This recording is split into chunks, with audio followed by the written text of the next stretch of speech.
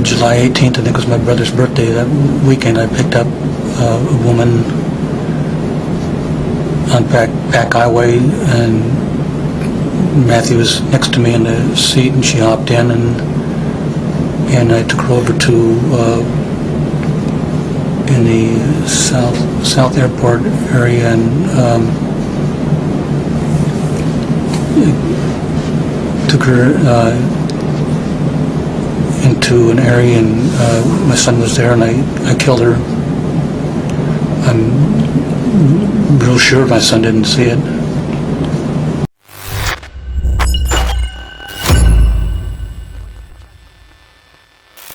In the sinister world of serial killers, few names carry as much chilling weight as Gary Ridgway. Known to history as the Green River Killer, this is a story of pure evil, hiding behind the curtain of a seemingly ordinary man.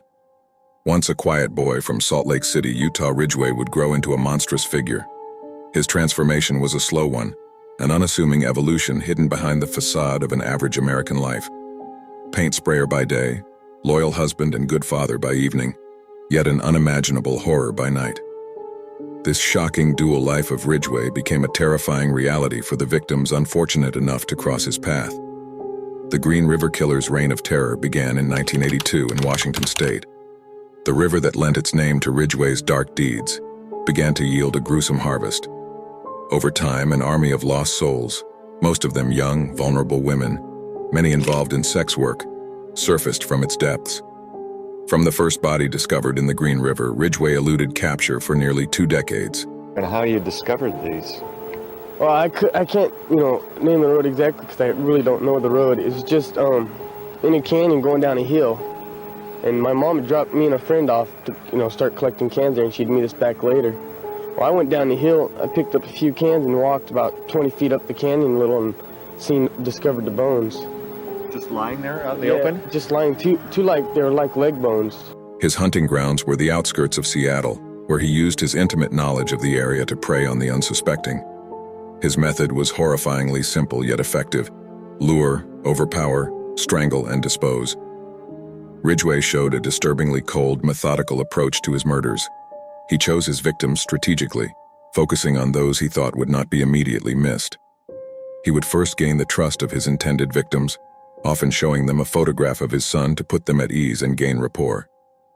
Once they were in his vehicle, he would drive them to a secluded area. It was there that he would overpower them, often using a ligature to strangle them in a horrifying manifestation of power and control. To further his unspeakable acts, Ridgway would sometimes return to the dump sites to engage in necrophilia, an act that not only highlighted his sickening disregard for his victims, but also acted as a perverse satisfaction of his twisted desires. Perhaps most horrifying of all was Ridgway's sheer detachment and lack of remorse. He viewed his victims as mere objects, disposable once they had served their purpose. His chilling ability to kill and then return to his regular life, to his wife and son, underscores the terrifying duality of his existence. But what allowed Ridgway's reign of terror to persist for so long? To find the answer, we must examine the complex puzzle of the investigation. In the 1980s, forensic science was still in its early days, and with Ridgway leading an outwardly unassuming life, he remained an enigma to law enforcement for years. The tedious journey to apprehend Ridgway saw a notable shift in 2001 with the formation of a fresh task force, emphasizing forensics over profiling, a reflection of the evolving landscape of criminal investigation. This period also saw a unique collaboration with another notorious serial killer, Ted Bundy, who provided valuable insights into understanding the mindset of a predator like Ridgway, especially one familiar with the Washington area. As the 90s dawned and forensic science progressed, old evidence was re-examined. In 2001, almost 20 years after his first recorded murder, Ridgway was finally linked to his horrific crimes through DNA evidence. Investigators matched DNA from the crime scenes with samples of Ridgway's hair, a breakthrough that was instrumental in his arrest on November 30th. Ridgway's arrest marked the end for the Green River Killer, but his dark tale didn't stop there. In a shocking twist, he confessed to not just the 49 murders he was charged with, but an astonishing 71. He's a coward. He attacked 15-year-old girls from behind and choked them to death. Women had control over me, and I don't like being controlled. got my rage out for the time. Despite the enormity of his crimes, however, Ridgway managed to avoid the death penalty by cooperating with law enforcement and leading them to the remains of his forgotten victims.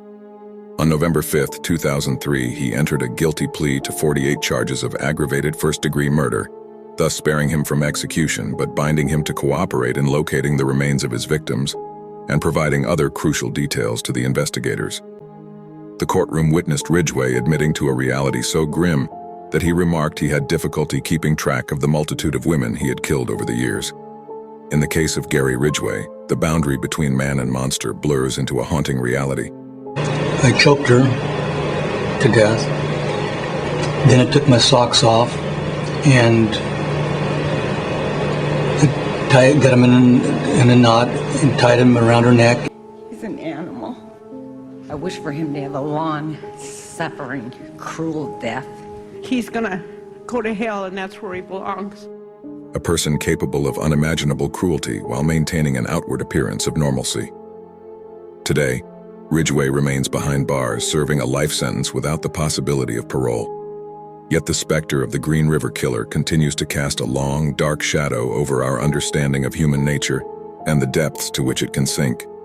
His morbid tale continues to serve as a study in criminal psychology and the advancements in forensic science that eventually led to his capture.